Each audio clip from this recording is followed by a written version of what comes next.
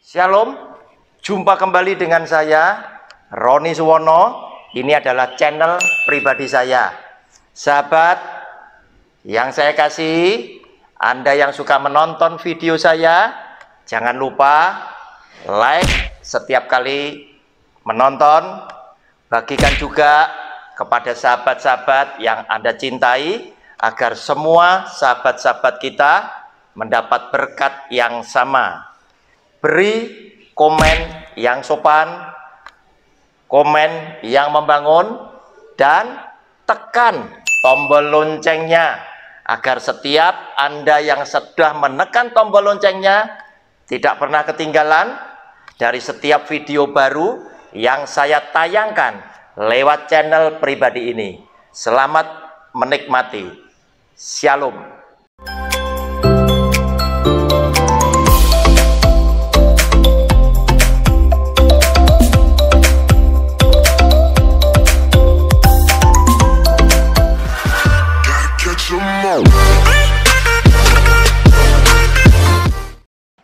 Shalom, berjumpa kembali lewat channel pribadi saya, program Sabar Selidiki Alkitab bersama Roni Suwono. Senang Bapak Ibu yang suka belajar bersama-sama dengan saya sudah menyiapkan Alkitabnya, demikian juga dengan alat tulisnya. Saudara, kita memasuki sesuatu yang sulit, oleh karena itu judul besarnya sengaja saya beri judul Keselamatan Hak istimewa Tuhan Yesus, bukan hak manusia. Kenapa? Karena seringkali kita sebagai hamba-hamba Tuhan, sebagai anak-anak Tuhan, sulit untuk bersikap terhadap kasus tertentu. Sedangkan manusia tidak pernah bisa berlaku adil. Adil hanya Tuhan yang punya. Keadilan Tuhan sempurna, keadilan kita seringkali tidak sempurna. Oleh karena itu, hari ini kita akan mencermati bagaimana dengan dosa-dosa yang beraneka ragam yang dilakukan oleh umat manusia di dunia ini, termasuk salah satunya video yang ke-8 adalah orang yang bercerai dan kemudian menikah masing-masing. Bukankah mereka hidup di dalam perzinahan mereka? Nah, saudara, tetap keselamatan urusannya Tuhan Yesus. Manusia tidak bisa menyelamatkan. Nah, saudara, Anda akan kesulitan jika yang melakukan adalah orang yang terkenal, yang selama ini Anda kagumi dan menjadi berkat untuk masyarakat banyak. Oleh karena itu, sulit buat kita jika kita tidak mengenal isi hati Tuhan Yesus sendiri, seperti apakah dia ketika manusia itu jatuh di dalam dosa. Benarkah dia akan menghukum dengan hukuman yang tanpa belas kasihan, atau justru belas kasihannya itu limpah untuk orang yang berdosa itu diselamatkan? Saudara, sekarang judul kecil yang kita mau lihat adalah perokok dan peminum itu banyak yang baik orangnya. Nah, pusing juga kita. Perokok dan peminum. Peminum maksud saya orang-orang yang suka minum minuman keras beralkohol yang bisa memabukkan. Itu banyak yang baik orangnya. Nah, saudara, kita lihat lebih dulu 1 Korintus pasal yang ketiga, ayat 16 dan 17. Tidak tahukah kamu bahwa kamu adalah bait Allah, dan bahwa roh Allah diam di dalam kamu? Jika ada orang yang membinasakan bait Allah, maka Allah akan membinasakan dia, sebab bait Allah adalah kudus, dan bait Allah itu ialah kamu. Saudara, sudah terlanjur banyak jemaat mendengar khotbah yang dianggap seakan-akan benar bahwa orang merokok itu berdosa. Orang suka minuman keras mabuk berdosa. Nah, saudara, sehingga kata dosa ini diidentikan, disimpulkan bahwa karena dosa berarti kamu membunuh tubuhmu sendiri.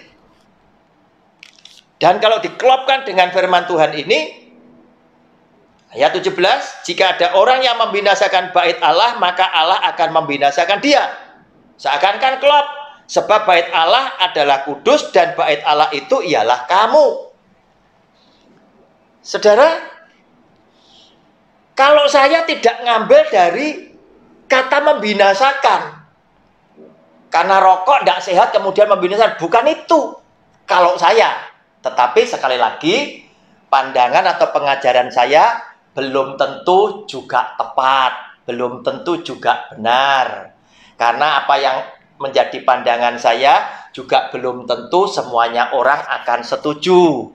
Pasti akan timbul pro dan kontra. Tetapi coba sekarang kasus-kasus yang ada kita diskusikan bersama. Semoga video saya menjadi juga bahan perenungan buat pembicara yang lain agar supaya bisa memberikan pencerahan yang lebih sempurna. Dan saya yakin saya akan menonton video Bapak Ibu. Semoga saya juga diberkati dengan pandangan Bapak Ibu yang berbeda dengan saya. Saudara, kalau saya mencermati dari sini, sebab bait Allah adalah kudus dan bait Allah itu ialah kamu. Berarti kekudusan itu yang dituntut oleh Tuhan, bukan apa yang dari luar yang masuk. Menurut saya. Kenapa? Karena Tuhan juga pernah berkata di dalam Markus pasal yang ke-7, dia berkata, apa yang dari luar yang masuk ke dalam, tidak ada yang bisa menajiskan kita. Nah saudara, saya protes kalau hanya karena rokok, terus kemudian dikatakan perokok itu berdosa. Saudara, sehingga ketika Anda berkumpul dengan jemaat yang lain, sahabat yang lain yang dia masih merokok, seakan-akan Anda tidak suka dengan mereka karena mereka adalah orang berdosa. Padahal kenyataannya ada begitu banyak perokok yang hati nuraninya baik, karakternya baik. Dia menjadi papa yang sangat mengasihi anak-anaknya. Dia menjadi suami yang sangat mengasihi istrinya. Dan dia sangat bertanggung jawab kepada keluarganya, kepada karyawan dan lingkungannya. Tetapi dia punya kebiasaan, dia tidak bisa menghilangkan daripada kebiasaan dia merokok atau kebiasaan dia minum minuman yang mengandung alkohol. Saudara, apakah dengan demikian kita bisa langsung menghakimi? Padahal penghakiman keselamatan itu adalah hak istimewa Tuhan Yesus, bahwa dia karena dia berdosa, dia pasti tidak akan diselamatkan. Saya pikir tidak demikian. Kenapa? Karena saya lebih menitik beratkan, kalau hanya karena rokok ini tadi mengganggu kesehatan, saya ingin tawarkan lewat video saya, hai pendeta, teman-teman pembicara yang lainnya, harusnya kita juga ngomong dong, bumbu masak juga berdosa, karena bumbu masak katanya MSG itu bisa menimbulkan orang bisa tekanan darahnya tinggi, kemudian ini bisa menimbulkan kanker dan lain sebagainya. Kenapa? Kita juga tidak menyamakan antara rokok dengan MSG, dengan bumbu masak, karena ini pun juga akan menimbulkan begitu banyak dampak yang negatif. Bahkan bumbu masak bukan cuma pria saja yang menikmatinya, tetapi mulai anak-anak dengan segala jenis kelamin sampai orang tua. Kenapa? Pembicara-pembicara yang lain justru menutup mata terhadap MSG yang berbahaya ini. Nah, saudara yang dikasih oleh Tuhan, semestinya kita harus kalau menafsirkan adalah menafsirkan dengan cara yang adil. Kalau tekanannya ini bisa membinasakan, dilihat dari sudut pandang kesehatan, tentunya makanan dan pola hidup yang tidak sehat itu pun juga adalah berdosa, karena ini membunuh bait Allah. Oleh karena itu, saya tidak setuju, karena di sini saya cermati, sebab bait Allah adalah kudus dan bait Allah itu ialah kamu. Berarti kekudusan ini menjadi salah satu tekanannya Tuhan agar supaya engkau tidak membinasakan bait Allah yang adalah kamu, engkau harus menjaga hidup yang kudus. Nah saudara, hal ini saya akan kaitkan dengan 1 Korintus pasal yang ke-6 ayat 18 sampai 20. Korintus 6, 18 sampai dengan 20. Demikian bunyi firman-Nya.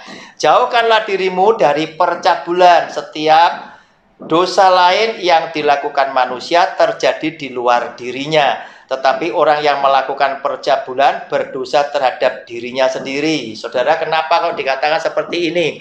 Orang yang biasa hidup dalam percabulan, dosa itu ada di dalam diri. Tetapi orang yang merokok atau orang yang minum minuman keras, itu dosanya di luar tubuhnya. Kenapa? Karena orang berdosa dalam percabulan, itu yang dirusak apanya? Itu yang dirusak adalah pikirannya. Hingga pikirannya itu selalu pikiran kotor dan lain sebagainya. Itu ada di dalam dirinya, mengakibatkan dia tidak kudus. Atau tidak tahukah kamu bahwa tubuhmu adalah bait Roh Kudus yang diam di dalam kamu, Roh Kudus yang kamu peroleh dari Allah, dan bahwa kamu bukan milik kamu sendiri, sebab kamu telah dibeli dan harganya telah lunas dibayar. Karena itu muliakanlah Allah dengan tubuhmu. Saudara, saya setuju jika perokok boleh dikatakan bahwa engkau adalah orang yang tidak bijak. Anda adalah orang yang tidak bijak. Kenapa? Karena Anda melakukan kebodohan di dalam hidupmu. Oleh karena sebab, survei sudah mengatakan rokok ini bisa mengakibatkan kesehatan Anda terganggu. Kenapa? Anda tidak hidup dengan kesehatan. Itulah perokok. Demikian juga kepada peminum. Saudara, ketika orang menghakimi bahwa orang minum minuman keras adalah orang yang berdosa, saya tidak setuju. Kenapa? Karena siapa yang mengajari orang minum minuman keras adalah Nuh. Nuh yang pertama mengajari orang minum anggur, dan dia pun terlentang seharian dengan telanjang. Karena apa? Dia mabuk, kan begitu. Tetapi saudara, kita lihat, minum minuman ini ternyata juga penting karena Tuhan menciptakan alam semesta dengan berbagai macam musim.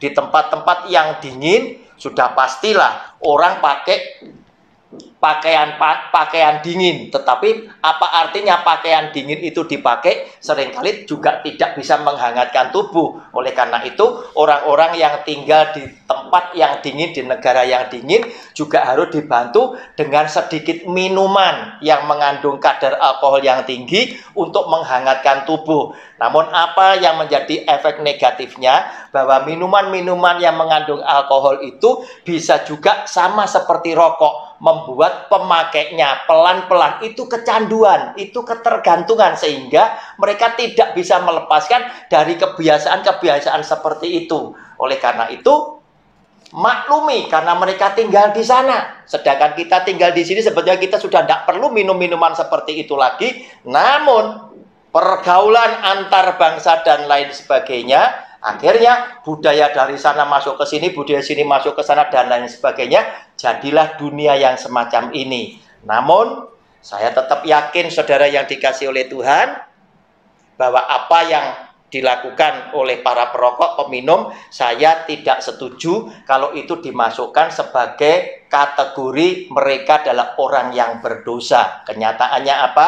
Ada begitu banyak perokok, ada begitu banyak orang-orang yang minum minuman keras, itu juga adalah orang yang ternyata punya karakter yang baik. Dia adalah orang yang mencintai keluarganya, mengasihi anak-anaknya, mengasihi istrinya, mengasihi sesama, dan lain sebagainya. Nah, saudara, yang saya tetap tekankan adalah tentang kekudusan.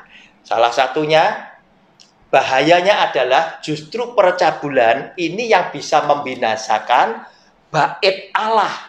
Bukan karena apa yang dari luar yang masuk ke dalam tubuh kita, termasuk rokok, termasuk makanan, termasuk MSG, termasuk minuman yang beralkohol. Tetapi saya yakin justru percabulan yang ini bisa mengakibatkan bait Allah itu binasa. Karena apa? Percabulan yang dilakukan oleh seseorang itu telah menimbulkan dosa terhadap dirinya sendiri.